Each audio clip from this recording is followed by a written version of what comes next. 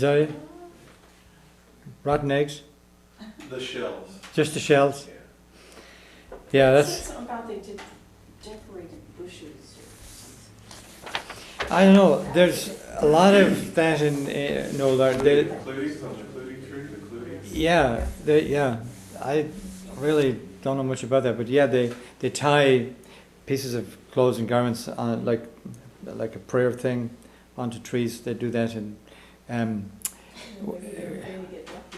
Lough Derg, various holy places, huh? She was saying they were praying to get lucky for a fruity prayer. No, I mean, this tree, it was out in the middle of no place. Yeah. And, you know, it wasn't like it was the Tinkers or anything like that where it would have been strewn along the road. It was actually on this tree that was kind of halfway down the slope. It was out in the middle of the mountain, barren mountain. And they were actually And hung there was, on this tree. it was always that people came there Yeah. and put these Yeah. colourful cloth. They do that in numerous places around or. Did you Ireland. leave anything around? Really? Yeah. No, we stopped. We didn't know what it was. To look at it, Figure it out what it was. Amazing. Yeah. Yeah, that and going around, is it 7 times anti-clockwise? 3 times? Counterclockwise and so on. You know, yeah, and three circles. Yeah, a lot of very strange things. You can only just guess at what they mean. But they obviously go back extremely old, despite the best efforts of the priests to stamp them out. But just one thing that I also want to mention, and don't forget water. You see, fire and water were the elements they believed were fundamental elements. So I know we're talking about Bealtaine, but nevertheless, they're very similar, the way they revered wells and water. And it's interesting again. That's something that was very common in Ireland. I remember Yeah. I lived in Kildare, Yeah, and my mom would go with friends out to the country to St. Bridget's Well, yeah, and you drink, pray there, Correct. drink the water and stuff, and that goes back to oh yeah, thousands of years. at least, yeah.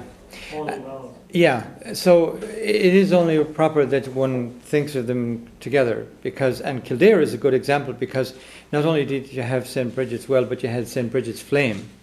So that there was, there was and in fact that continued until relatively recent times. Yeah, and numerous abbots and bishops and cardinals and ranted against it, and yet it would come back. So yeah, there was which of course wasn't St. Bridget at all. It was from way earlier than that. Sure.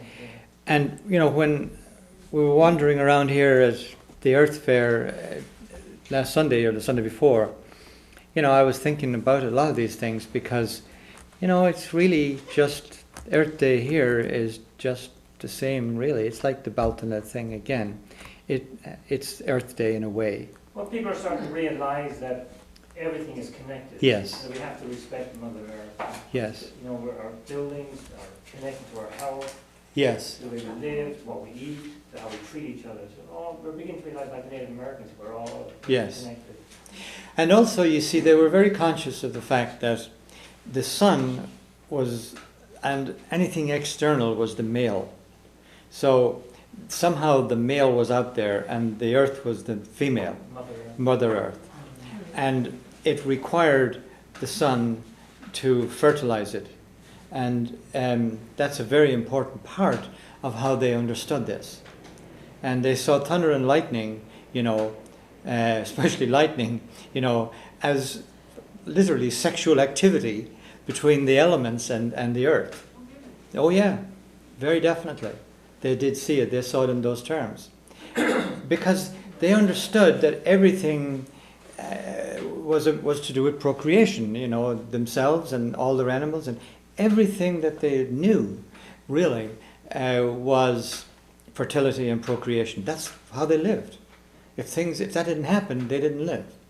So therefore they felt that the earth was definitely the mother, the female, and that's what St. Bridget's thing was all about, really. It was recognizing or celebrating, if you like, that's why it was a female and female goddess. So St. Bridget, Brige, Bride. which is where the word bride comes from. Yeah. You know, bride, Reg, was the woman, the Mother Earth. So, so the earth, if you like, was the bride, and the virgins, you know, the Vestal virgins, and the nuns, if you like, at Kildare, and it's just something that's replicated around the world, and very readily understood when you put yourself back into their positions. So there's those brides, virgins, if you like, keeping the flame alive, if you like, for the sun god. So the arrival back of the sun god, or at least now he's more than halfway here. You know, But even if you look at St. Britain's Cross, and there used to be one in here in the picture, I don't know if it's still there, we were making as children, made out of simple rushes. Yep. I mean, it wasn't an ornate, elaborate piece of cedar or Yeah. something, but a very simple cross made from rushes, and they were interlocked. Right. Around. But also, yes, and that also had to do with the green. They had to be green rushes. They really had to be green rushes.